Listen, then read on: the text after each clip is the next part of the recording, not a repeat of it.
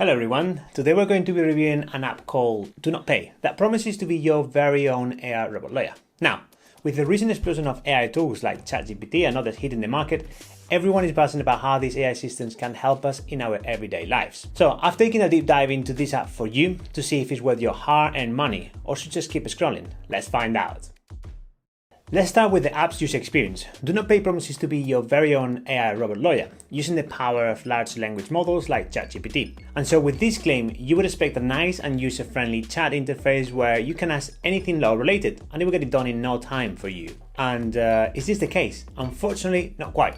As soon as you open the app, you are greeted with an overwhelming list of over 100 mini apps, making it super hard to match what the app can do for you with what you actually need help with. This gets even more frustrating when you try to understand what each mini app does by reading its description. Some are vague and others outright inaccurate. Take for instance the managed subscription mini app that claims to analyze your subscriptions, but it actually doesn't do that. It just unsubscribes you from the services if you tell it all the info that it needs to do so, which probably takes you as much of your time or even more than if you just manually unsubscribe yourself from the app or service. And if this wasn't enough bad user experience, the app struggles with saving personal details, repeatedly asking for the same information every time you engage on a task. Not great. And if you look closely, the app itself is more like a mobile optimized website rather than a true app experience.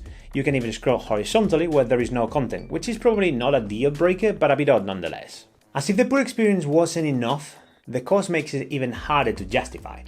At £36 for every 2 months, you would think you get access to everything, but nope. The premium email service and the burner phone mini apps both require additional payment. I didn't test this as the base cost already felt steep, but I would not think they are worth the extra money. And an even more critical issue is the lack of transparency about what the app actually does in the background when you execute one of the mini apps. The description is vague, as I mentioned earlier, and then when the task is being performed, it just shows that it is in progress until it has finished, without explaining what it's doing behind the scenes. Take for instance the send mail service with a very vague description that says it will send a letter on your behalf. But how? You need an envelope and a stamp and then someone physically sending the letter.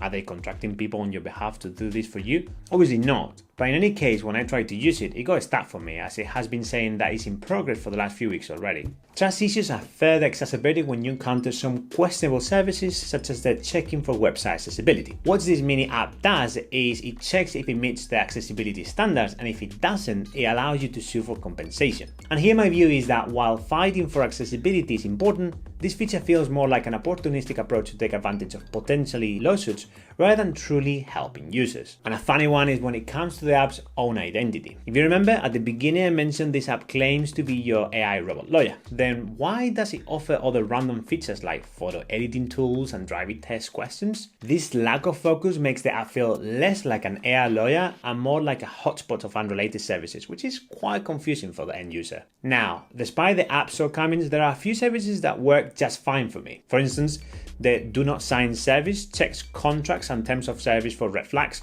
offering insights into potential issues when you don't have time to go through the whole document yourself. Another useful one is the free trial debit card, which helps you avoid unwanted charges after the free trial ends. Still, these few successful services are overshadowed by the many that just didn't work at all, either because they are US only or they simply never completed. For example, the skip waiting on hold feature never seemed to work. Despite trying it with multiple businesses, it just gets stuck saying in progress. This inconsistency further adds to the frustration of navigating the app, making it difficult to rely on it to get things done. So, after exploring the app's user experience, cost, transparency, and the services it offers, is DoNotPay worth your time and money? Well, as you might have guessed, I would say no. While there are a few potential useful features, the app's poor experience, expensive subscription, lack of focus, I think it all makes it hard to recommend for most people or almost everyone.